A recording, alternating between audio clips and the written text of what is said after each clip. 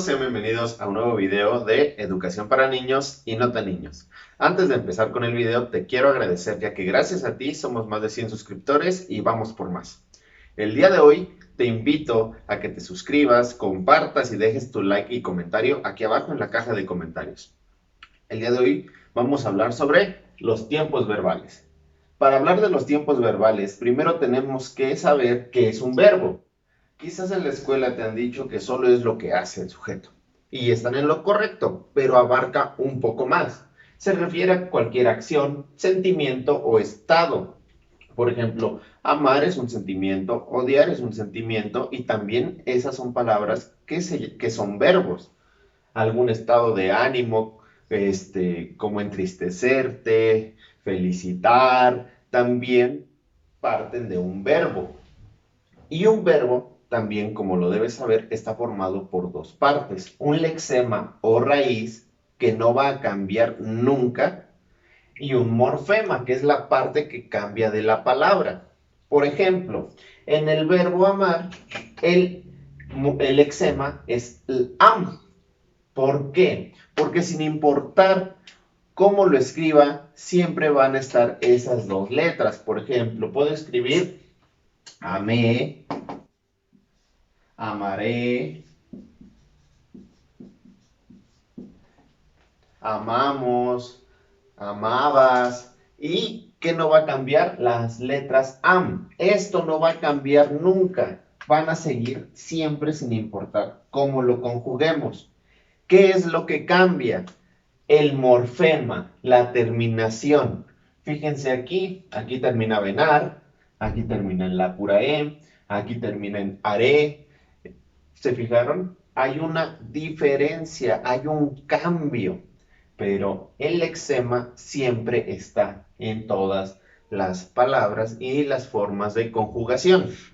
Obviamente esto sería en los verbos regulares. Los verbos regulares son los que se mantienen con un lexema y con un morfema sin importar su tiempo y sin importar su conjugación. También, muy importante antes de entrar en el tema concreto, tenemos que los verbos, para saber o para darnos cuenta fácilmente si sí lo son, los debemos pasar a infinitivo.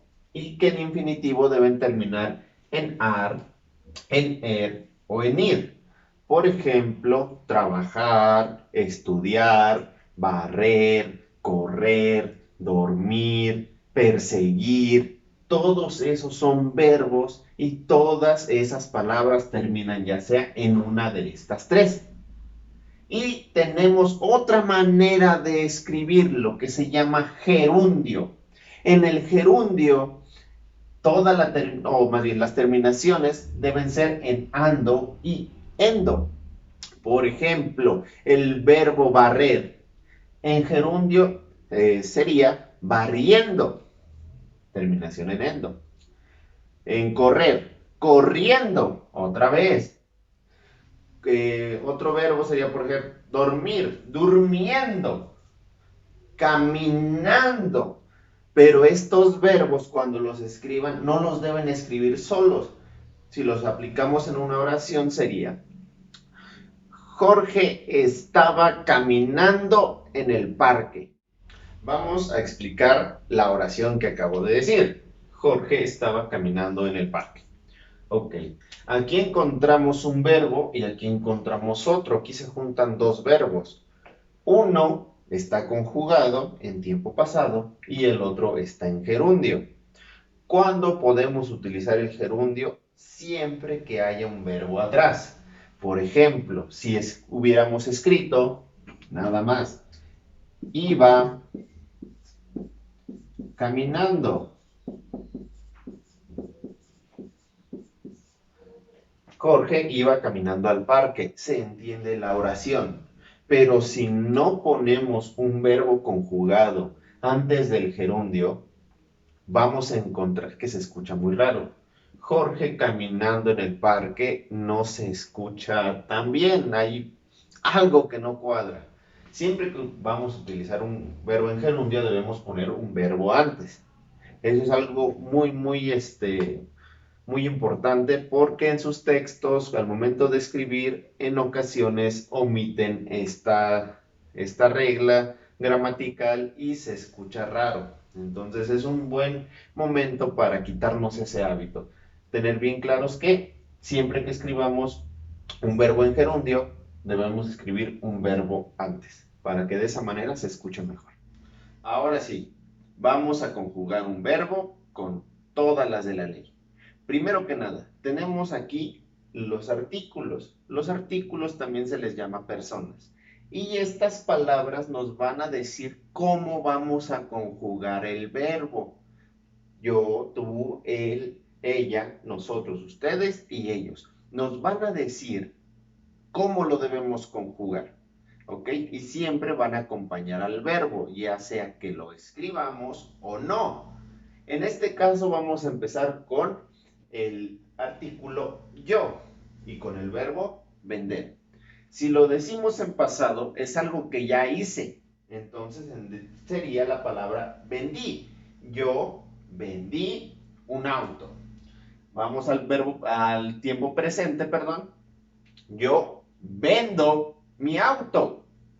Ahora vamos al futuro, una acción que apenas va a pasar. Yo venderé mi auto. Y vamos aquí con el gran dolor de cabeza para ustedes si están en primaria o hasta secundaria. El pospretérito y el copretérito. En el pospretérito debemos tener una condición. Se debe cubrir un requisito para hacer la acción. Por ejemplo, yo vendería mi auto si ocupara dinero. Quiere decir que solo lo haría si necesitara el dinero. Esa es una condición. Y si se fijan, la terminación es diferente. Ahora, en el copretérito no dice si es algo que hacía y todavía hago o nada más algo que hacía. Por ejemplo, yo vendía hace un mes mi auto. En esta oración, ¿qué cambia a comparación del pasado o pretérito? Aquí dice, yo vendí mi auto. Es algo que ya hice. Aquí dice, yo vendía mi auto. Entonces quiere decir que no nos explica si lo vendías antes y lo sigues vendiendo o lo vendías nada más antes. No nos explica cuándo termina la acción. Esa es la diferencia que existe en el copretérito. Ahora, ¿qué persona es la que sigue? Así es la persona tú, el artículo tú. En pasado, ¿cómo sería? Tú vendiste. Entonces lo escribimos. Tú vendiste. Es algo que ya hiciste. Ahora vamos con presente. Tú vendes porque es algo que estás haciendo. Ahora vamos con el futuro. Tú venderás porque es algo que apenas vas a hacer. Ahora vamos con los difíciles. En el pospretérito, tú venderías tu auto si tuvieras. Estás poniendo una condición. O tú venderías tu auto por uno nuevo. O tú venderías tu auto si se descompone. En todos estos ejemplos es una condición. Aquí entonces tú venderías es la condicionante. Aquí hay una condición. Tú venderías tu auto si pasa esto. O tú venderías esto si pasa aquello. Esa es una condición. ¿Y cómo vamos a ponerlo en copretérito? A ver, ya vimos pasado, presente, futuro y pospretérito. ¿Cómo sería? ¿Tú vendabas? No, no queda, ¿verdad? Entonces, tú vendías tu auto. Tú vendías tu auto. Es decir, aquí no sé si lo vendías antes y lo sigues vendiendo, o lo vendías antes y te arrepentiste, perdón, o lo vendías y ya, no sé, no lo conseguiste vender. No nos explica más cosas. Se queda, digamos, muy a la interpretación de la otra persona. Esa es la gran diferencia. Aquí una condicionante, aquí no sabemos si ya pasó o si sigue la acción. Y ya estos pues ya son los más facilitos. Lo que hiciste antes, lo que hiciste ahora, lo que haces ahora, perdón, y lo que harás después. ¿Ok? Vamos ahora a utilizar un verbo más difícil. Ahora vamos a utilizar un verbo irregular. Recuerda que hay dos tipos de verbo, regulares e irregulares. En los verbos regulares solamente cambia el morfema. En los verbos irregulares cambia tanto el morfema como el lexema, es decir, cambia toda la palabra en algunas conjugaciones. Y para eso te traigo este ejemplo con el verbo ir. Y lo podemos ver desde el inicio. En pasado es yo fui. Ya cambió toda la palabra. En presente, yo voy. Vuelve a cambiar. En futuro, yo iré. Aquí ya tenemos un mismo lexema, pero ya cambió en los otros dos tiempos. Ahora vamos al pospretérito. Yo iría. ¿Cuál es la condición? Aquí puede ser, yo iría si tuviera tiempo. Yo iría si no estuviera tan lejos. ¿Sí? Y en copretérito, yo iba. Yo iba. Entonces, aquí, ¿cómo lo podemos entender? Yo iba. No sabemos si todavía sigue yendo o si ya llegó. Vamos entonces aquí a cambiar ahora a otra persona. Ya utilizamos tú, ya utilizamos yo. Vamos a utilizar el nosotros. Nosotros fuimos. Aquí entonces vamos a escribir fuimos. Es algo que ya hicimos, que no va a cambiar. Ahora vamos con nosotros vamos. Es algo que estamos haciendo. Futuro. Nosotros iremos. Es algo que vamos a hacer. Pospretérito. Nosotros iríamos si tuviéramos carro, por ejemplo. Iríamos. Y copretérito.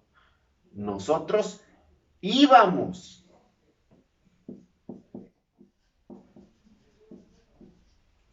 Como puedes ver, una vez que ejercitas y que ya te queda claro, cuándo se utiliza el pospretérito y el copretérito, es mucho más fácil, incluso con verbos irregulares, pero sí es algo que debes practicar en tu casa. A continuación te voy a dejar unos 3 ejemplos, o más bien 3 ejercicios de verbos para que los hagas en tu casa.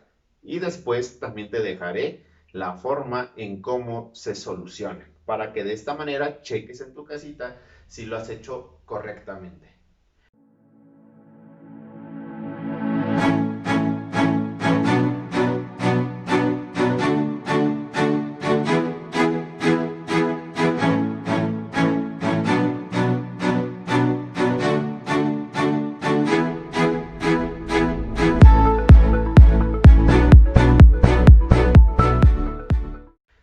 Esto es Educación para Niños y No Tan Niños. Nos vemos en el siguiente video. Te invito a que te suscribas y que juntos lleguemos a más suscriptores. Nos vemos hasta la próxima.